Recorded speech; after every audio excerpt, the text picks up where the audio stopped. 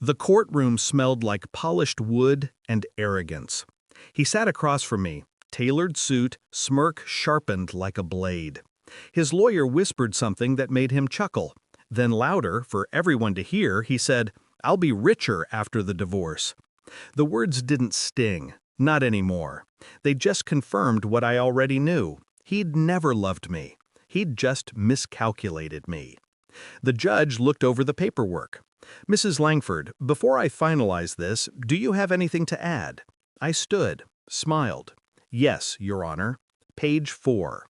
He frowned, flipping through the stack of legal documents until he reached it. His eyes scanned the paragraph, then paused, then again. A quiet laugh escaped him, short, incredulous, involuntary. He turned toward my husband. "Mr. Langford," he said, "it appears your understanding of shared assets is outdated." My husband's smirk faltered. That was the first time I saw fear touch his face. It hadn't started with betrayal. It started with indifference. The slow kind, the kind you only notice after years of trying to excuse it. The way his hand stopped finding mine. The way conversations turned into transactions. Then one evening, I found the first message. Not a confession, a joke. "You'd look better in nothing." It wasn't from me, and it wasn't to me. The name on the contact was Tanya, his company's HR manager. Married, 2 children, a smile that could pass for sincerity if you didn't look too closely. I stared at the screen for 5 minutes, heart calm, breath measured. I didn't cry. I just started to plan.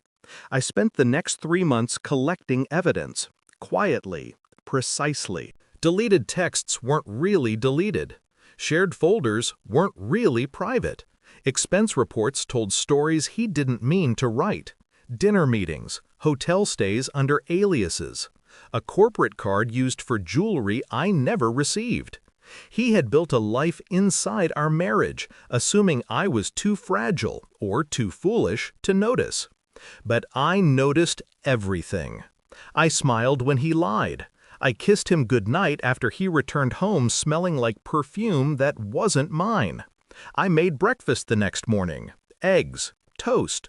I was building something. The night before I filed for divorce, he sat across from me at the dinner table, scrolling through his phone. "You know," he said casually, "this will be easier for both of us if you don't make it ugly." I looked up from my plate.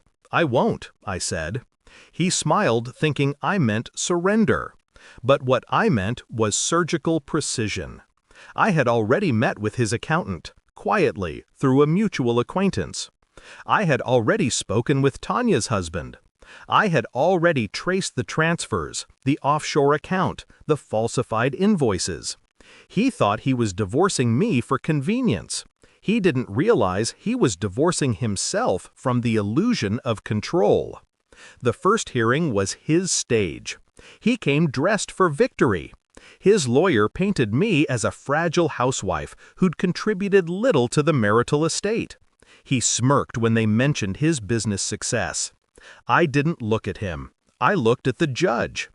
Every few minutes my husband leaned back, glancing at me with that practiced arrogance. The same expression he'd worn when I first met him. The one that said, "You'll always need me." But the thing about arrogance is, it blinds you. It makes you forget that sometimes silence isn't weakness. Sometimes it's the sound of someone loading the final bullet. When I handed the file to my lawyer, I said, "Don't mention page 4 until I do." He nodded. He didn't ask why. Page 4 contained the audit report, one my husband didn't know existed. It detailed how he'd been funneling company funds into personal accounts for 5 years. Worse, he'd been doing it under Tanya's digital signature. In other words, corporate fraud. When I discovered it, I could have turned him in immediately. But that would have been too kind. I waited. Let him boast. Let him underestimate me one last time.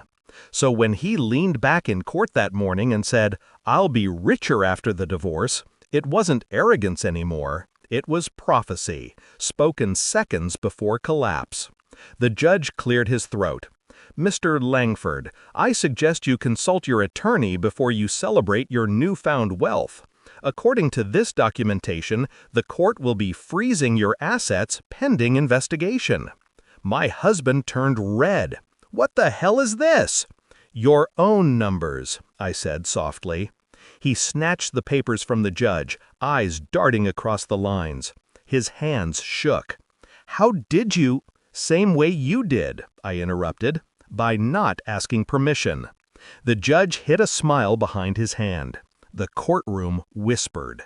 He looked at me like I'd just rewritten gravity. "You set me up," he hissed. I tilted my head. "You gave me everything I needed. I just paid attention." His lawyer leaned over, whispering frantically, already realizing the damage, the kind that couldn't be undone. I gathered my things calmly. The judge adjourned the hearing. As I walked past him, he grabbed my wrist. "You'll regret this." I looked down at his hand until he let go. Then I smiled. I already did. Once. Outside the courthouse, reporters gathered. Cameras flashed. I didn't stop. The wind picked up, scattering the papers he dropped on the courthouse steps. I didn't look back to see him chasing them. For the first time in years, I wasn't walking away, I was walking through. He would lose the company. The investors would see the audits. Tanya would lose her job, her family, her protection. I didn't destroy them. I just removed the curtain. The truth did the rest. That night, I opened a bottle of wine and watched the city lights through the window. No celebration, just silence. The kind that feels earned. My phone buzzed. A message from an unknown number. "You didn't have to humiliate me like that." I stared at it, then deleted it.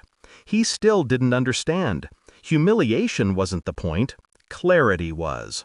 I poured another glass, took a slow sip, and whispered to the empty room. Page 4. The words tasted like justice.